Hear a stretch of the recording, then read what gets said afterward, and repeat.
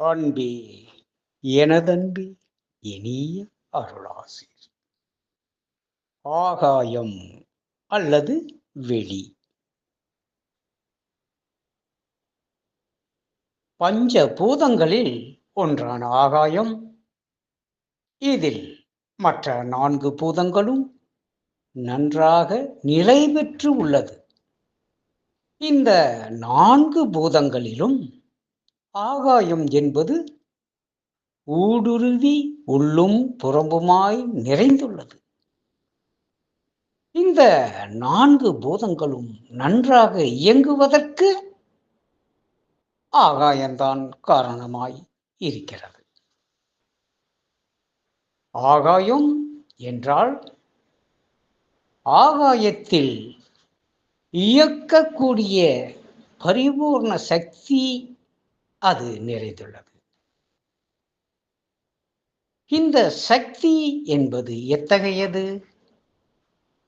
இந்த ஆகாயத்தில் காற்று நிறைந்துள்ளது ஏகமாய், அதில் நீர் நிறைந்துள்ளது பூரணமாய்,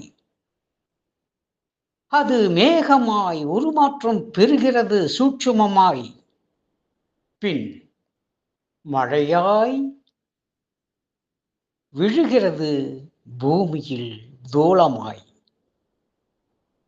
இந்த ஆகாயத்தில் நெருப்பு உள்ளது, அது சூட்சுமமாய் அரூபமாய் வெளிப்படுகையில் மின்னலாய் பிரகாசமாய் ஒளியாய் தோன்றுகிறது. இந்த ஆகாயத்தில் சப்தம் உள்ளது, ஒளி நிறைந்துள்ளது, அது இடி முழக்கமாய் பெரும் சப்தமாய் எல்லையற்ற ஒளியாய் வெளிப்படுகிறது.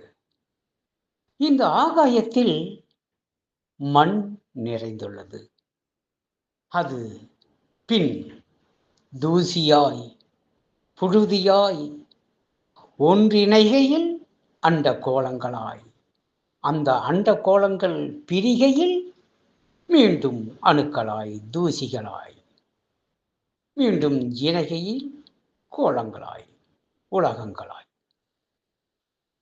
இப்படி இந்த அனைத்தின் ஆதாரம் ஆகாயம் எனில், இந்த ஆகாயத்தின் ஆதாரம் எது? அது நாம் தெரிந்து கொள்ள வேண்டுமல்லவா? இந்த 4 பூதங்களின் ஆதாரமாயிருப்பது ஆகாயம் என்றால், ஆகாயம் எதில் ஸ்தாபிக்கப்பட்டுள்ளது?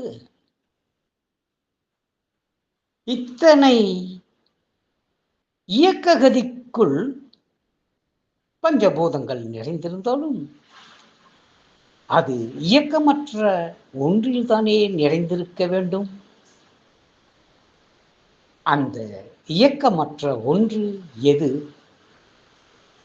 இந்த இயக்கத்தின் ஆதார அம்சம் என்பது எது?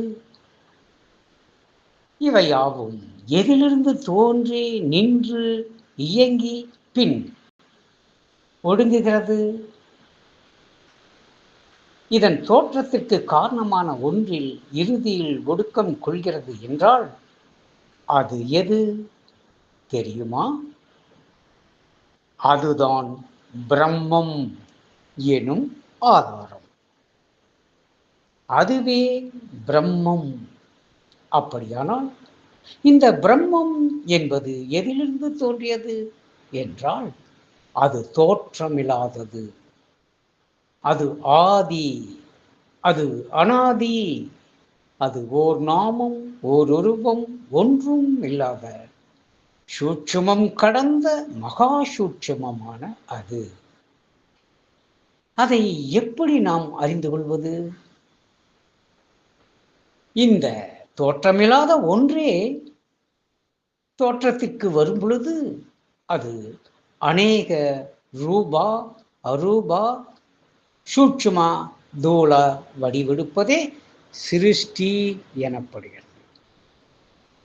அது பெரிதிலும் பெரிது அணுவை விட சிறிதும் சிறிது. அதனை எப்படி நாம் அறிந்து கொள்வது? அடுத்து பார்ப்போமா?